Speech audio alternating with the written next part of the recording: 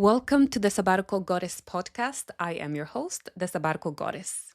So, in the previous episode, we started talking about the different types of sabbaticals, right? So, we talked about how there are mainly two big categories of sabbaticals, which are the funded sabbatical and the self funded sabbatical.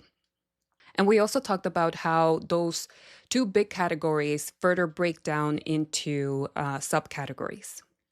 And today is a very special episode, I think, because we're going to talk about my favorite type of professional leave, which is the self funded sabbatical, which breaks down into further subcategories, right? Which I'm going to talk about in this episode.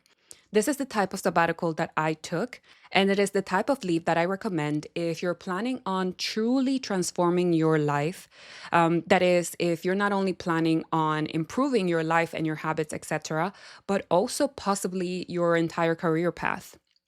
So, this is the most transformative type of sabbatical of all.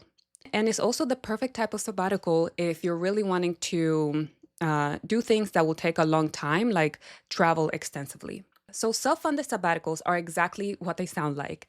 They are professional leaves that you pay for yourself. So, they require careful personal and financial planning. But it's also the type of leave that allows for so much flexibility and so much freedom. I don't know you, but I'm the type of person that wants the best of both worlds. I want a stable financial life, but I also want to feel like I have some sort of say in my life. And I also want to feel like I have freedom and flexibility to create balance in my life. That's one of the reasons why I think an extended sabbatical, like a 1 year self funded sabbatical, is the best to give you the opportunity to really redesign your life and realign it with your vision of responsibility and freedom. So I'm not saying that we should strive for a life without any type of work or without any type of stress. No. What I'm saying is that an extended sabbatical is going to help you create a work and rest balance in your life, in your professional life. And an extended self funded sabbatical is the type of professional leave that will allow for the most type of flexibility in terms of purpose, structure, activities, and all the space and time that you need to create that balance, to realign your life, to get in alignment with your vision of wellness. So, since you have to create your own budget for the self funded sabbaticals, there's a lot to take into consideration, right? Such as how much you're going to save. Do you have dependents? When can you take your sabbatical? Are you going to sell your car? Are you going to Airbnb your house? Are you going to take on freelance gigs, etc., etc.? There's just so much that you can do and so much that you have to think about to structure your self-funded professional leave. And don't worry because I'll be unpacking absolutely all of that in this series. So I think this is a perfect time actually to take some water, to drink some water, and to remind you that follow,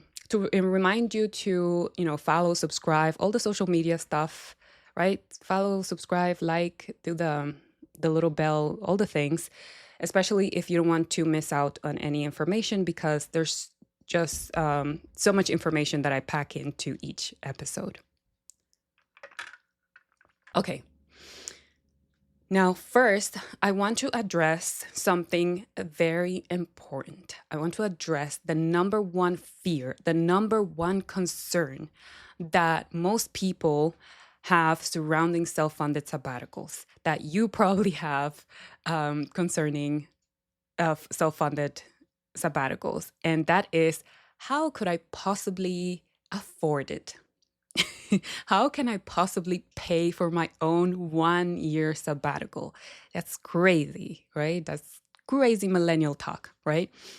Well, those types of thoughts are very common. And that's like the number one reason a lot of people dismiss the whole possibility, the whole idea of maybe taking an extended professional leave, despite all the benefits.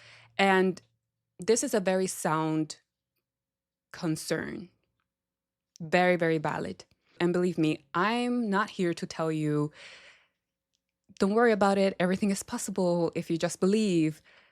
No, I'm not that type of person. I know that there's a lot of people online on YouTube or on social media that really push that manifestation philosophy, and I'm not 100% against that, but I'm not sure that I myself believe in that. I'm more of the ora et labora type of person. So I believe more in action than in empty hopes. Yet I also understand that there is indeed a direct correlation between your actions and your belief system. So, yeah, so we need to look at our thoughts and really see how those intangible types of energies affect our tangible reality. So, yeah, so let's pause for a moment and look at that mentality of scarcity that prevents people from doing so many things, like applying to a prestigious university or taking their dream vacations in Saudi Arabia or taking a year-long sabbatical.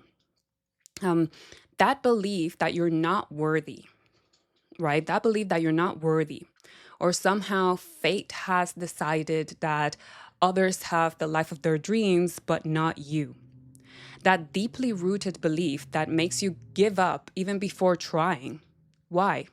Why do we do that? Why do we give up the possibility of having a beautiful life, a beautiful world, a beautiful existence before even trying ourselves? Of course, the work that all of that requires might be daunting in itself, but I'm not talking about the process of achieving that. I'm talking about the idea that that's even possible. The point is that we don't even allow ourselves that thought. We don't even allow ourselves to entertain that thought as a possible reality because, there's just so many negative things that we can think of very, very easily that could prevent us from that possible reality.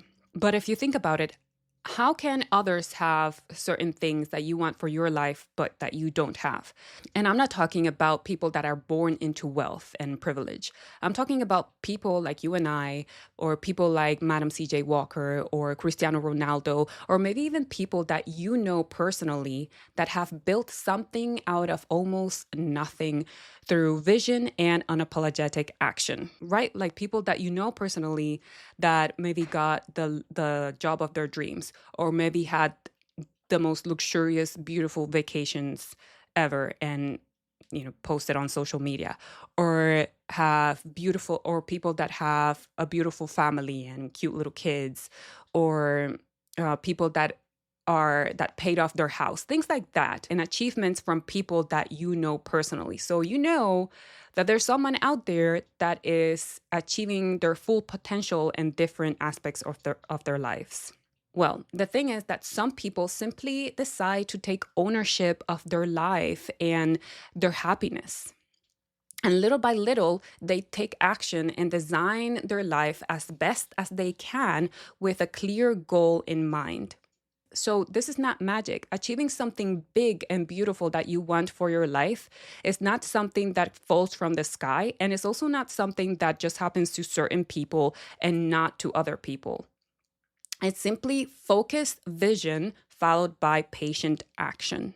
So you see, we really need to break free from that scarcity mentality and start seeing ourselves as worthy of peace, worthy of abundance, worthy of love, worthy of respect, and worthy of rest.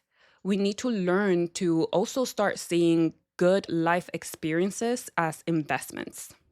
And notice, I didn't say stuff. I said life experiences as investments. If you think about it, life experiences are really the most valuable thing that you can do in your life right now. And another reason why experiences are just so valuable is because life itself is finite. Your fancy stuff, they're not going to go with you to the afterlife. But your experiences and your knowledge, those are things that are going to stay imprinted in your soul forever. Those are things that really edify you as a person, those treasures that nobody can take away from you. I remember during the COVID-19 pandemic, I started to realize the value of life experiences, of experiences in general, good and bad, that will teach me something, that will create good memories and just make me feel alive. And I started realizing the importance of life experiences, not only because of the pandemic, which was a tragedy of humanity, but also because I started having chronic health issues right around right around before the pandemic, when I left the army, like right before and during the whole pandemic, I started developing serious chronic health issues. Some of which I'm still struggling with today. And those type of things really change a person. They really change your perspective, and they make you think about, what is it that I really want to do in this life? What is it that is really important for me? So I went through that type of mental process of reprioritizing my life.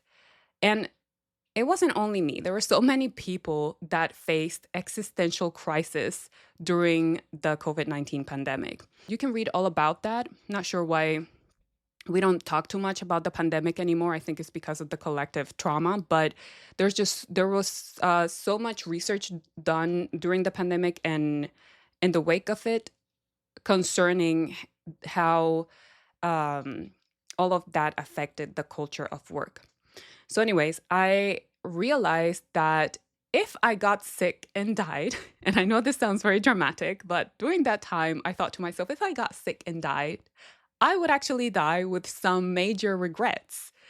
And again, I know it sounds dramatic, but it's truly what I thought and felt at that time.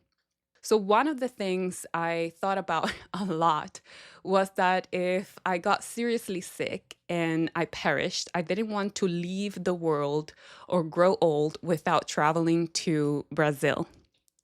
Yes, I know. I needed to go visit Brazil at least once before leaving this earth.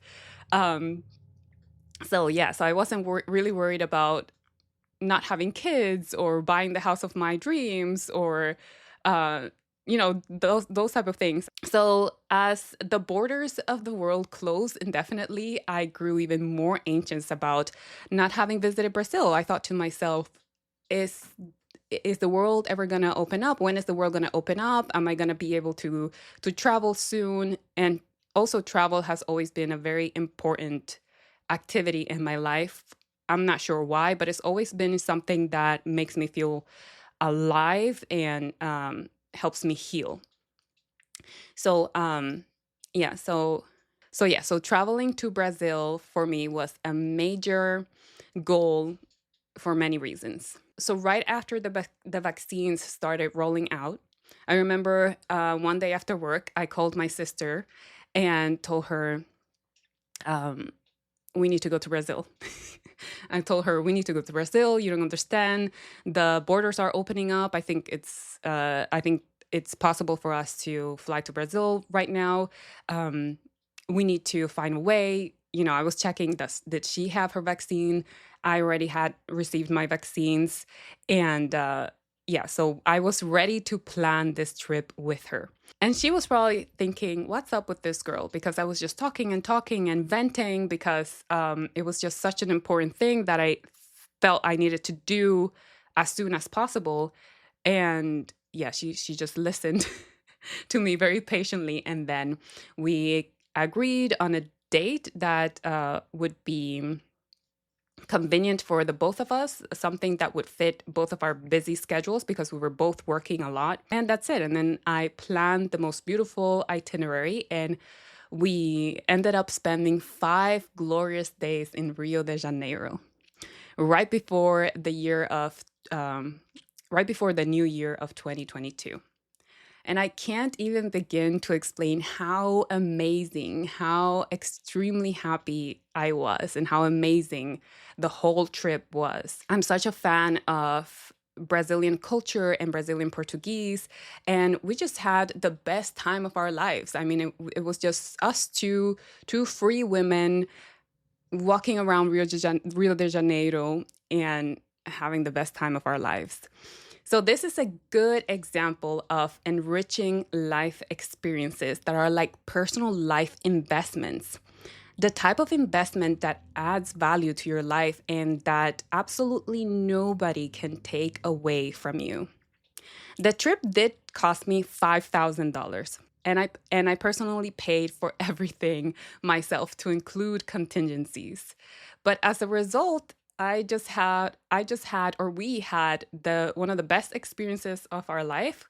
We called it a sister trip. My sister and I grew closer, and because we don't get to see each other too much. We live in separate countries, so we have that experience that nobody can take away from us, and just stories to tell, and that good feeling of like a strengthened sisterhood between us. And also after the trip, I said, okay, I'm good. Like now, my number one travel priority has been satisfied.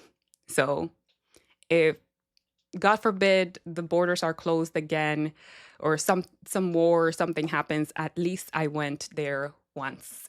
So that small example of us going to Brazil is really how I see self-funded sabbaticals as investments in your life that have immeasurable value. By the way, I want to say a hi to my sister, Chama, who listens to all my podcast episodes. Hi, Chama, you're probably getting ready to go to work. Okay, so once you're in that right mindset and you're ready to invest in yourself, in your sabbatical, the next thing you need to do is to choose the main focus of your professional leave. Yes, you have to do this. You have to pick your sabbatical theme or the focus of your sabbatical before even starting on your budget. Choosing the specific type of self-funded sabbatical that you want to take is the critical first step before diving into creating your sabbatical book or building your budget, like I said. Because without a clear idea of what you hope to achieve, whether it's personal growth or creative exploration or professional skill building or, rest, travel, etc., you might risk wasting time and resources on a budget that doesn't align with your true goals and with your final sabbatical vision. So again, sabbaticals are an investment in yourself, right? So understanding your why allows you to tailor every aspect of the experience and then come up with a number or the amount of funds that you will need to satisfy that plan. So by clarifying your vision, you ensure that your planning effort and financial framework are intentional and aligned with the transformative outcome you desire, and it also maximizes both your time and your money. So if this seems daunting and you don't even know where to start or what to do, you only know that you want to take a 12 to 14 month self-funded sabbatical, don't worry, because I have made the process a whole lot easier by creating a special categorization system and a pathways assignment process that's going to help you so much, inspire you, and again, make the whole process so enjoyable and so satisfying. I wonder if you can hear me drinking water every time I drink water near the microphone. So I think this is a great opportunity to remind you all that the Sabbatical Goddess podcast is on Amazon Music. So if you have an Alexa device or the Alexa app, all you have to do is to ask your Alexa to play the Sabbatical Goddess podcast, and she will play it for you. You can do that while you're getting ready to go to work in the mornings or you're commuting to go to work. Okay, so let's now talk about my special categorization system for self-funded sabbaticals. And I call that categorization system Sabbatical Pathways, which is also the name of my business. So this system is rooted in my holistic wellness approach, where each sabbatical pathway is designed to address every aspect of your life that contributes to overall wellness, such as physical, mental, financial wellness, lifestyle, and the like. So, for those who might not be too familiar with holistic wellness is an evidence based approach to health and human potential that considers the interconnectedness of mind, body, and soul. And it aims to create balance across those multiple aspects of life.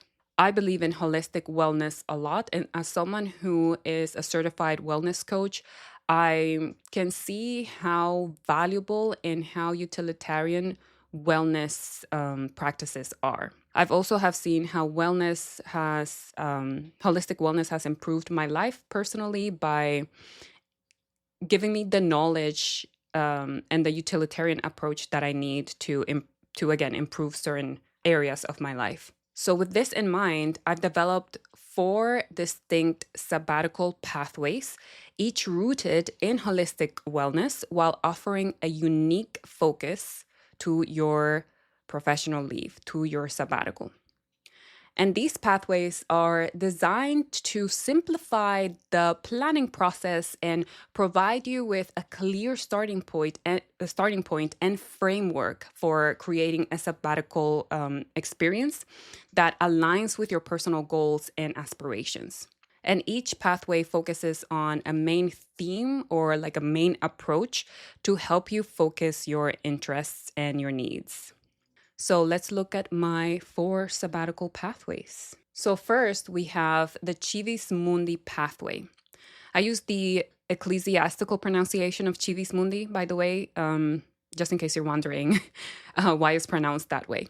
But it is Civis Mundi. And this transformative sabbatical weaves together adventure, immersive travel, cultural exchange, and even impactful opportunities, international opportunities that will help you search for meaning afar and within. So, whether you feel the need to spread your tired wings or explore new environments, or even work with disadvantaged communities abroad or learn or practice a new language, Civis Mundi offers a chance to align your journey with purpose and unique adventure. So, with Civis Mundi, you can heal and grow and explore. And at the end of your sabbatical, you graduate as a citizen of the world. I love the Civis Mundi sabbatical pathway because that was my sabbatical pathway. And I mean, it was just so wonderful. I felt like, and I feel like that changed my life completely for the better. I know it sounds like an exaggeration, but I really do feel like my sabbatical changed my life for the better. And I'm so glad that I took that risk to do my sabbatical and to do the Civis Mundi because, I mean, I just did so much. I traveled completely alone. I was hiking in beautiful Switzerland. I was drinking wine in Tuscany. I walked and talked with pilgrims in Santiago de Compostela. I just filled my cup so much during the Civis Mundi. And yeah, I recommend that pathway if you're wanting to achieve everything that I talked about and especially focus on traveling and expanding your own boundaries. So the next path you can choose from is the Path Seeker pathway. So the Path Seeker pathway, and this sabbatical will empower you to find your true vocation, release limiting beliefs, embrace your unique talents, and design an intentional future full of purpose and abundance. So with this pathway, you can take a real break from the corporate ladder, and reignite that joie de vivre that most of us lose with our 9-to-5 jobs and gain clarity on your vocation and life purpose through rest and exploration. I recommend this path if you're interested in getting an actionable plan to transition into a fulfilling or a more fulfilling vocation with confidence and clarity. And I especially recommend this path if you're seriously considering changing your careers or even changing your jobs, right? You might still want to be in your same field of work, but might want to change direction slightly by working for someone else or working somewhere else. Okay, so the next path is something that I love so much, which is the Luna Fide pathway. Luna Fide is a path designed to focus on your body and your soul. It's designed to focus on body and soul realignment and healing. So, this sabbatical focuses on holistic wellness and spiritual development, helping you reconnect with yourself and regain that balance in profound levels. So, this pathway is also shaped around your unique vision of wellness, right? Everybody has a different vision of what their full potential looks like. And it also utilizes this path also utilizes syncretic spiritual approaches to guide you to that healing through that healing journey. This path is for you if you're mainly interested in reclaiming your overall wellness and realign yourself with the divine power. Okay, so that was Luna Fide, and I have one more. Okay, yes. So I have the last but not least, not less amazing sabbatical pathway, which is called Bellatorish. So the Bellatorish pathway. Um, Bellatorish is a transformative experience crafted for navigating the transition from military life to a fulfilling civilian life, right? So, as an Army veteran, this pathway is very close to my heart because I know how much transitioning veterans can benefit from taking a proper sabbatical, and I know how much they go through while they're separating from their service. There are resources, some resources that are given to soon-to-be veterans to help them with that transition. But if you're a veteran or if you are a service member going through that process, you know, only you and God know how stressful it is and how different it is for you to go through from military life to a civilian life. Like there's just so much that goes into that. And a few weeks of civilian life training or separation, transition type of training is not enough to really give you a good plan and a beautiful, path for you to walk right out, from uniform to your civilian life. So a sabbatical, I think, is almost crucial for someone like that, because if you have that time and that space to really reflect on what you want and design the life that you want, then it's a much easier transition. It can become a much easier transition.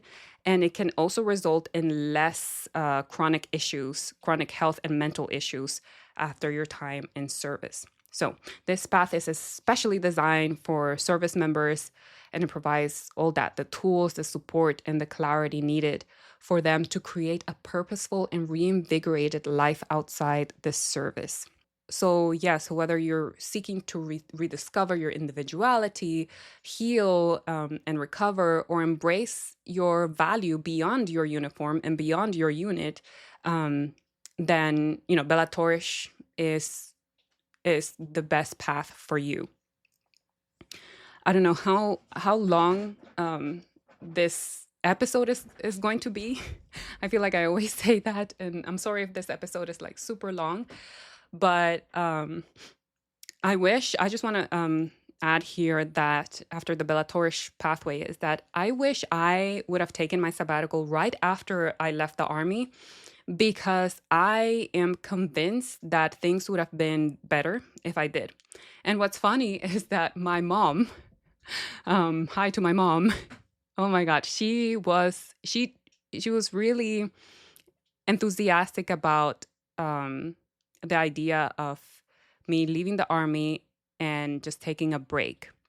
She told me many times how important it was for me to just take a break. But the problem is that once you leave the Army, I was in the Army, but it applies to all the other service members or the services. Once you leave that life, you can't just turn off that green button. It's impossible to turn it off. you still feel that drive and that need to be productive, to almost punish yourself and be productive every day. And the more you suffer, the better. It's like that mentality that the more you sacrifice, the better. The better you're doing your job, the better value you have. And it's hard to turn off that constant angst and that constant drive that the military indoctrinates into you. So with a sabbatical, you're allowed that space underpinned by the right type of activities for you to progressively detox from that stressful lifestyle, which is the military. I wish I would have done that, but I didn't. I went straight into working on my master's degree full time. I literally studied every time, every day, all day. And that's all I wanted to do. All I wanted to do was study full time, take as many credits as I could all day long to finish my master's this degree as fast as possible. And I did not allow myself rest, fun, or anything like that. And that triggered those chronic health issues that I talked about at the beginning of this episode. So Bellatorish is a beautiful pathway possibility for people that are transitioning from the military. And I'm really proud of that program. Okay, so I think that's pretty much it. I'm really excited to keep talking to you all about the sabbatical pathways and about sabbaticals in this podcast series. So thank you so much for listening. I want to remind you all to go on YouTube, and these episodes are on YouTube. So go on YouTube and follow me there. I have other videos there as well. And if you're listening to this through Spotify or any of those similar apps, then follow me, give me like a rating. Hopefully you give me a good rating. And that way other people can find this type of content.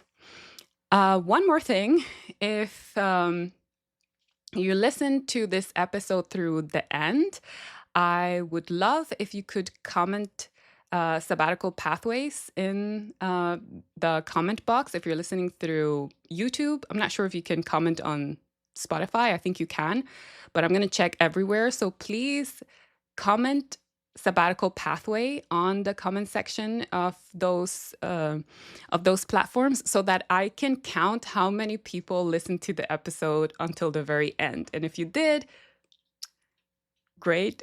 Thank you so much. I love you. And I hope to see you in my next episode. I got you, and you got me. We're just one big family, yeah. Oh, you just get it, yeah. Oh, you just get it,